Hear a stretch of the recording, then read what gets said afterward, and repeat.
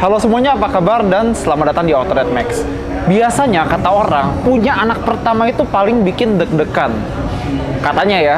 Tapi gimana kalau anak pertamanya adalah sebuah motor? Kenalin, di belakang kita adalah sebuah anak pertama hasil perkawinan BMW M Division mobil dan BMW Motorrad yang bikin motor. Jangan lupa like, subscribe, dan komentar karena Anda sedang menonton Auto Red Max.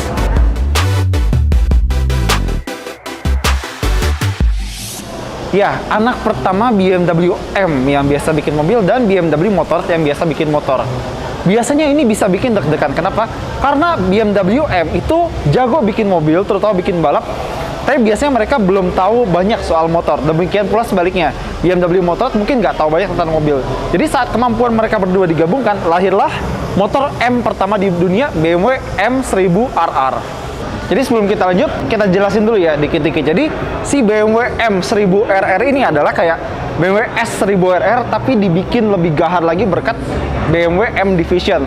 Kastanya begini, jadi kalau S1000RR itu base-nya, terus di atasnya ini si M1000RR.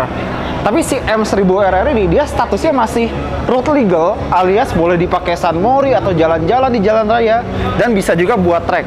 Tapi dia belum segahar BMW HP4 atau HP4. Karena BMW yang HP4 itu benar-benar track use only, cuma buat nge-track di sirkuit doang. Jadi motor ini dia masih bisa dipakai harian, masih ada fitur kenyamanannya, tapi juga ada beberapa peranti aerodinamika atau mesin yang bikin dia capable di sirkuit. Ayo kita lihat lebih dekat.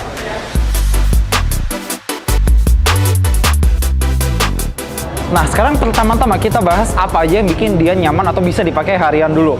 Biasanya kan kalau motor fairing atau superbike kayak gini, kadang ada yang nggak pakai lampu atau nggak pakai spion karena orientasinya bener-bener motor buat nge-track. Tapi ini masih diberikan beberapa fitur kenyamanan atau daily usage. Masih ada lampu depan, masih ada spion, bahkan masih ada lampu sen di spionnya. Dan nggak cuma itu, bahkan superbike 1000cc ini aja ada cruise controlnya di sini. Nggak cuma itu juga, ada grip heater. Jadi gripnya, handle gripnya itu ada pemanas atau penghangatnya. Mungkin bisa kepake di misalnya lagi di touring ke puncak atau ke Malang atau tempat yang dingin-dingin. Nyalain grip heaternya, tangan kita jadi lebih rileks karena anget gitu. Terus kalau kita mundur ke belakang, kita lihat ini ada seat cover ya. Ini kalau misalnya lagi pengen bawa motornya sendirian aja. Aslinya motor ini dijual bersamaan dengan jok belakang. Jadi misalnya lagi ada yang pengen bonceng gitu, ngerasain sensasi si M1000RR, ini bisa dicopot, diganti sama jok belakang yang nanti dikasih sama BMW. Ya, mungkin kayaknya nggak akan nyaman sih ya, tapi lihatlah. Ada step buat penumpang belakang. Sama karena dia udah pakai full layar untuk speedometer dan instrumen lainnya, dia bisa connect ke helm atau HP yang udah terinstall sama aplikasi BMW Motorrad. Tapi helm tertentu ya. Nah, itu tadi sedikit atau beberapa fitur kenyamanan atau daily use si M1000RR ini. Di mana DNA BMW M? Di mana DNA superbike-nya? Sekarang kita bahas. Pertama-tama yang paling mencolok adalah ini. Khusus buat BMW M1000RR, dia ada winglet dari carbon fiber ini.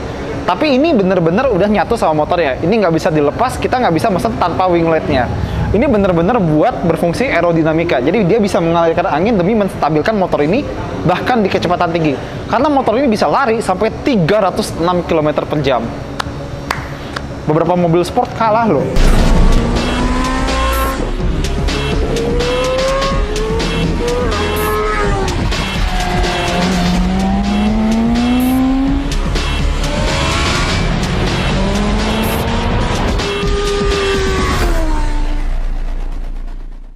Dan buat kalian yang matanya jeli, pasti nggak kalau winglet ini dia pakai bahan serat karbon alias carbon fiber. Dan nggak cuma itu, ada banyak lagi bahan carbon fiber di motor ini. Winglet, fairing, tangki, spakbor depan, spakbor belakang, cover rantai, bahkan sampai pelek depan belakang yaitu bahan carbon fiber. Ini bener-bener bisa, selain bikin keren, bisa bikin motor ini jadi lebih ringan. Dan faktanya motor ini sekitar 2 atau 5 kg lebih ringan daripada BMW S1000RR. Tergantung dia berat kosong atau berat bersih. Karena tadi gue udah sempat nyebut pelek carbon fiber, mungkin sekalian aja kita bahas depannya. Dia pakai ban semi slick, pastinya ya, namanya juga superbike. Dan dia pakai rem depan itu udah dual disc, jadi kiri kanan di bagian depan, diameternya sekitar 320 mm. Dia pakai piringan cakram dari Brembo, dan kalau kalian lihat kalipernya, dia pakai warna biru yang khas BMW banget. Ada tulisan M bahkan. Dan meskipun kaliper ini tulisannya BMW, tapi kalau kita selidiki lebih dalam, masih ada part-part dari Nissin. Mungkin kampas remnya atau apa, nanti kita telah lebih detail. Tapi BMW bilang, Nissin yang dipakai pun juga bukan Nissin yang biasa dibeli di toko atau bengkel pinggir jalan, karena Nissin yang dipakai udah spek WSBK atau World Superbike. Bahkan motor ini juga masih mematuhi regulasi World Superbike. Makanya dia masih pakai chassis aluminium karena ya emang regulasinya begitu. Masih dari bagian depan, sekarang kita bahas suspensinya. Dia suspensi depan belakang atau shock depan belakang itu buatan Marzocchi. Depan ini dia jenisnya upside down ya, dengan diameter itu sekitar 45 mm. Dan depan belakang dua-duanya bisa di adjustable, mau sekeras atau seempuk apa dampingnya gitu-gitu. Ya wajar untuk Superbike ya. Dan gue kelupaan sedikit soal winglet ini. Gimana fungsi aerodinamika dia? Jadi dia bisa mengalirkan angin untuk menambah gaya tekan ke bawah. Atau bahasa Sundanya downforce gitu ya. Jadi di kecepatan 300-an km per jam, dia bisa menghasilkan gaya tekan ke bawah sebesar 16 atau 19 kg kalau nggak salah ya. Dan emang tujuan BMW dan BMW M bikin motor ini adalah supaya lebih stabil. Bukan buat sekedar buat gaya-gayaan kayak wheelie, stoppie, dan lain-lain.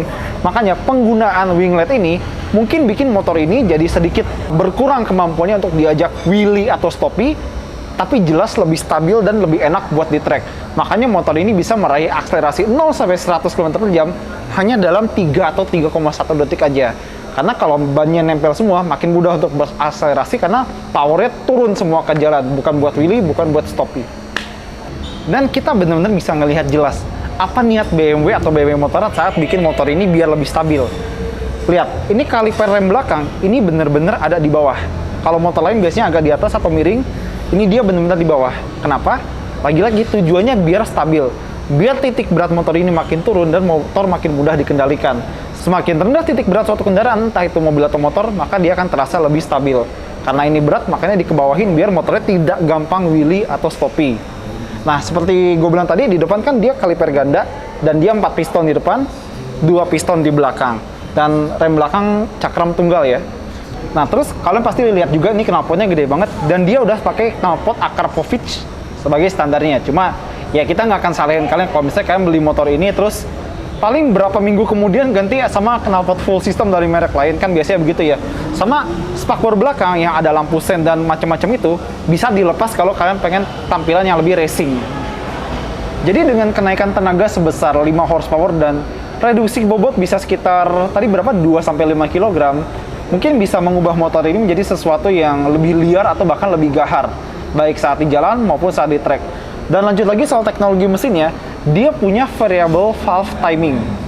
Sebenarnya bukan teknologi yang gimana-gimana banget ya, bukan teknologi baru. Jadi prinsipnya gimana?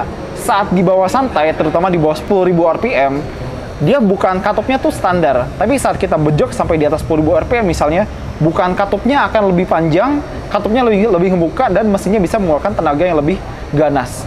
Kalau boleh dibilang tuh kayak VTEC-nya Honda atau VVT Li-nya Toyota. Teknologi mobil di motor ini.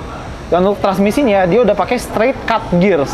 Jadi di kecepatan yang tertentu lah, sekitar 30 ke atas mungkin atau RPM tertentu, kalau misalnya pengen ganti gigi itu langsung injek aja persnelingnya, nggak usah mainin kopling. Ya tapi namanya kalau dari diem pasti harus masukin kopling, masuk gigi satu, baru jalan lah. Kalau nggak ngopling, mati motornya. Sekarang kita tinggal lihat layarnya aja. Tapi sebelum itu, ini dia bentuk kuncinya. Dia emang belum keyless ya apa namanya, oke lah. Dan kalau misalnya kalian beli motor ini, cuma ada satu warna yang bisa kalian pilih. Putih ini dengan corak M, biru tua, biru muda, dan warna merah dengan banyak branding M, jok, tangki, bla bla bla, banyak lah. Oke, sekarang kita lihat.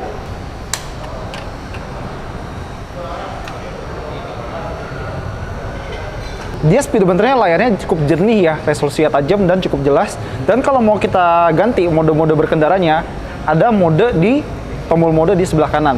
Kita pencet-pencet, ada rain, ada road, ada dynamic, sama ada race. Nah, di race ini juga bisa ada 3 settingan, race pro 1, 2, sama 3, tapi kita lagi nggak bisa akses. Dan kalau kalian lihat di layarnya, ini ada meteran level bensin. Biasanya beberapa motor lain kayak Superbike atau bahkan motor gue sendiri deh nggak ada meteran bensin, tapi ini ada, ya lumayan lah bagus. Meskipun tadi gue sempat bilang kalau motor ini dibikin lebih stabil dan mengurangi gejala wheelie atau stoppie, bukan berarti dia nggak bisa wheelie atau stoppie. Bisa, karena dia masih ada Dynamic Traction Control, DTC. Ada juga Stability Control, bahkan dia juga punya wheelie control dan stoppie control. Tetap bisa beraksi, cuma yang ini lebih stabil daripada basicnya. Nah, sekarang info yang pamungkasnya. Berapa harganya? Harga motor ini 1,6 miliar rupiah off the road sebelum pajak ya.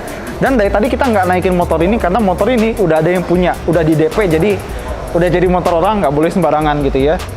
Dan kalau misalnya kalian pengen mesen sekarang, itu PO-nya sekitar 3-6 bulanan lah, 6 bulan paling lama ya. Jadi apa kesimpulan kita soal BMW M1000 RR ini? Seperti gue bilang di awal, ini buat kalian yang excited dengan anak pertama, hasil perkawinan BMW M yang jago dalam dunia motorsport mobil, dan BMW Motorrad yang jadi peserta Superbike dengan Superbike mereka yang patut diperhitungkan. Kalau kalian emang mencari motor yang bisa dipakai daily tapi ada juga DNA track Superbike-nya, motor ini adalah teman baru kalian. Oke, semuanya itu aja dari kita. Thank you banget. Jangan lupa jempolnya, komentar, dan subscribe. Sebelum kita lanjut, sedikit konfirmasi dulu. Wow. Ke distract. Teknologi motor di mobil ini. Dan untuk gearbox, teknologi mobil di motor ini. oh iya, ya.